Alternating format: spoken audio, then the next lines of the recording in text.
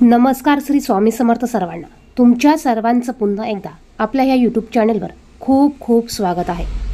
चैत्र महिन्याच्या कृष्ण पक्षातील चतुर्थी तिथी 27 एप्रिल रोजी सकाळी 8:17 सुरू होईल आणि दुसऱ्या दिवशी म्हणजेच 28 एप्रिल रोजी सकाळी 8:20 समाप्त होईल. अशा स्थितीत 27 एप्रिल रोजी संकष्टी चतुर्थीचे व्रत पाळण्यात येणार आहे. या दिवशी चंद्र दर्शनाची वेळ रात्री 10:30 असेल. 28 एप्रिल रोजी सकाळी 7:38 चंद्रास्त होईल. तुम्ही जर का संकष्टी चतुर्थीचे व्रत करत असाल तर 27 एप्रिल रोजी संकष्टी चतुर्थीचे चंद्र दर्शनाची वेळ ही रात्री 10:30 वाजता असणार आहे. त्यानंतर बघा, तुम्ही संकष्टी चतुर्थीचे उपवास करत असाल किंवा नसाल, तुम्हाला अत्यंत प्रभावी असा हा उपाय करायचा आहे.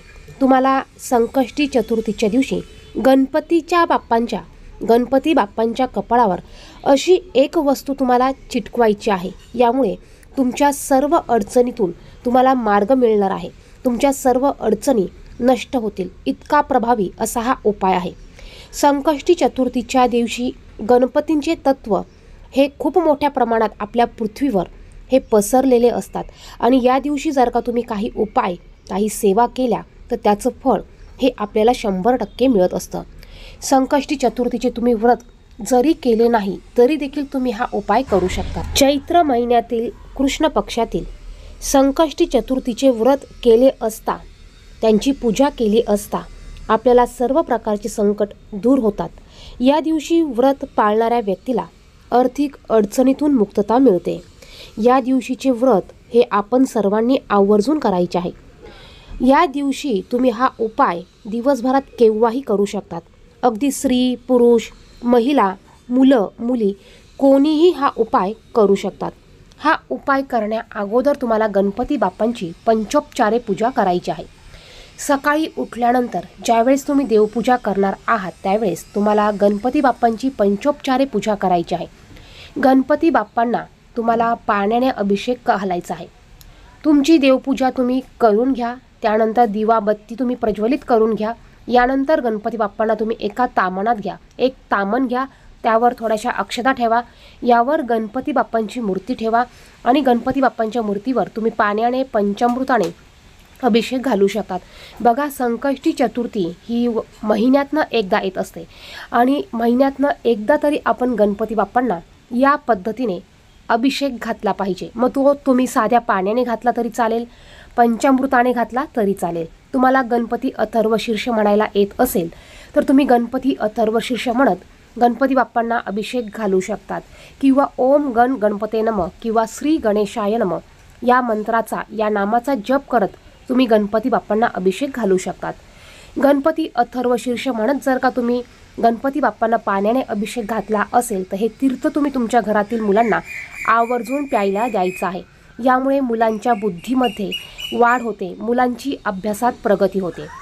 अभिषेक घालून झाल्यानंतर तुम्ही गणपती बाप्पांना स्वच्छ कपड्याने कोरडं करून घ्या, पुसून घ्या.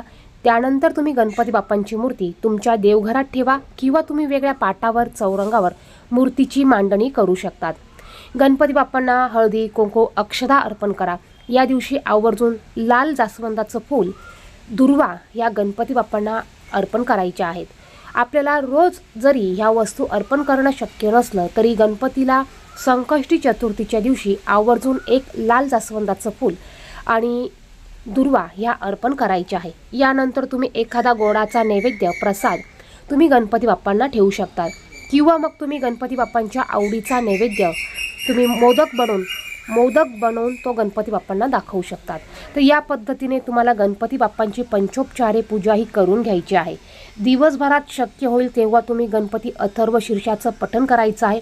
तुमच्या मुलांच्या अभ्यासात प्रगती व्हावी, मुलांच्या बुद्धीत वाढ व्हावी यासाठी मुलांकडून तुम्ही प्रत्येक चतुर्थीच्या दिवशी गणपती अथर्वशीर्षाचं पठण करून घेऊ शकतात. प्रत्येक महिन्यात 2 संकष्टी चतुर्थी येत असतात आणि या दोन्ही संकष्टी चतुर्थीला महत्त्व असतं. संकष्टी चतुर्थी ही गणपती बाप्पाच्या पूजेसाठी समर्पित असते आणि या दिवशी गणपतीची यथासांग पूजा केल्यास शुभ फल प्राप्त होत असतात.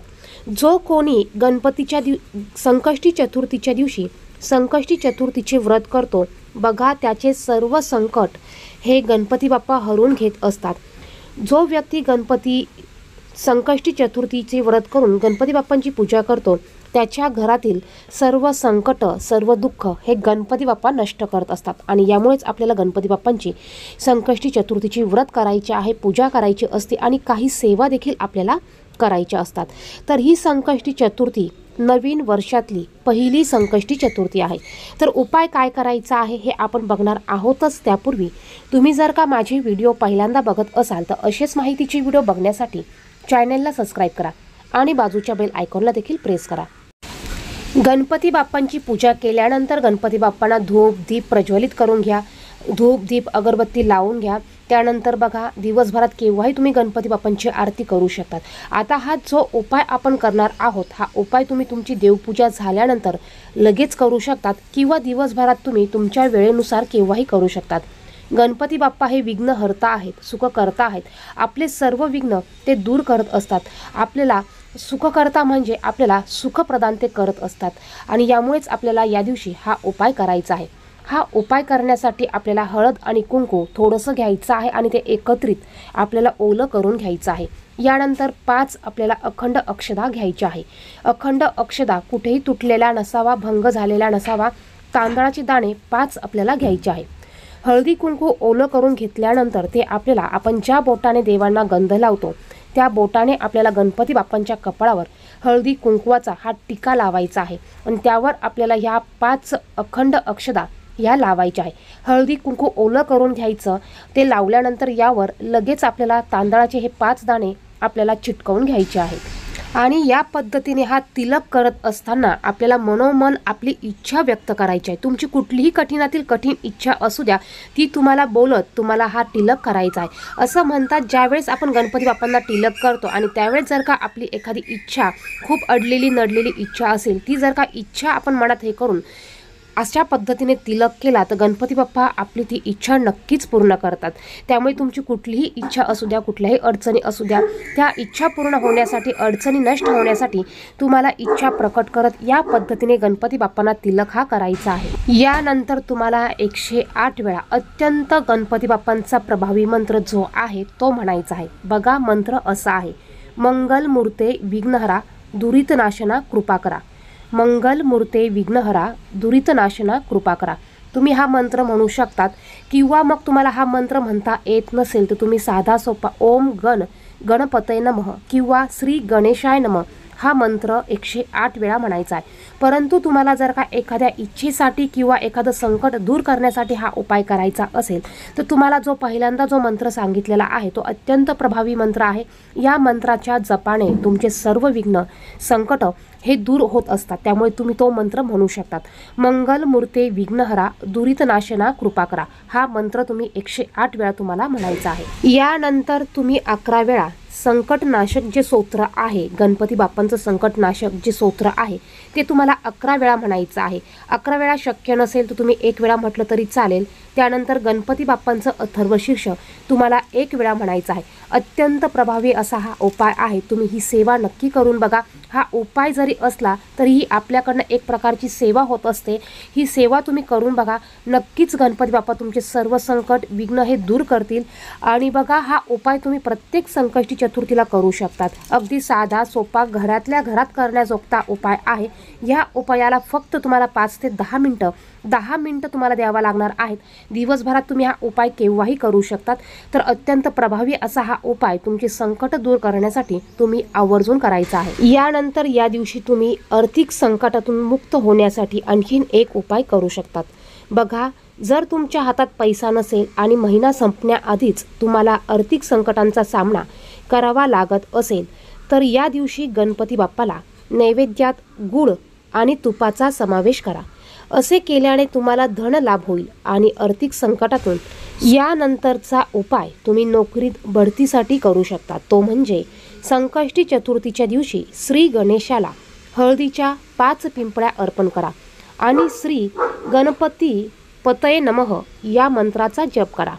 हा उपाय 10 दिवस सतत करा. असे मानले जाते की असे केल्याने साधकाला नोकरीत प्रमोशन मिळू शकते आणि धनात अपार वाढ होते. त्याचप्रमाणे व्यवसायात यश मिळवण्यासाठी एक उपाय तुम्ही करू शकतात.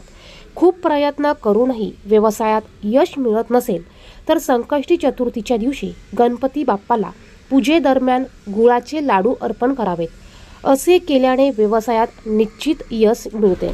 यानंतर मानसिक तणाव दूर करण्यासाठी तुम्ही या दिवशी कोणत्याही प्रकारच्या मानसिक तणावाचा सामना करावा लागत असेल तर संकष्टी चतुर्थीच्या दिवशी बाप्पाला सुपारी अर्पण करा आणि तसेच गाईला हिरवा चारा द्या. असे मानले जाते की हा उपाय केल्याने घरात नेहमी सुख शांती राहते आणि सकारात्मक ऊर्जा वास करते. बघा, यातील जे पण काही तुम्ही उपाय करणार आहात या उपायाने तुमच्या घरात सकारात्मक ऊर्जा वास करेल. निगेटिव्ह ऊर्जा तुमच्या घरातनं निघून जाईल आणि गणपती बाप्पांची कृपा आशीर्वाद तुम्हाला प्राप्त होतील. शक्य होतील तेवढे उपाय तुम्ही या दिवशी करू शकतात आणि प्रत्येक संकष्टी चतुर्थीला करू शकतात. व्हिडिओमध्ये सांगितलेली माहिती आवडली, महत्त्वपूर्ण वाटली तर व्हिडिओला नक्कीच लाईक करा. चॅनेलवर नवीन असाल तर अशीच माहितीची व्हिडिओ बघण्यासाठी चॅनेलला सबस्क्राईब करा. धन्यवाद. श्री स्वामी समर्थ.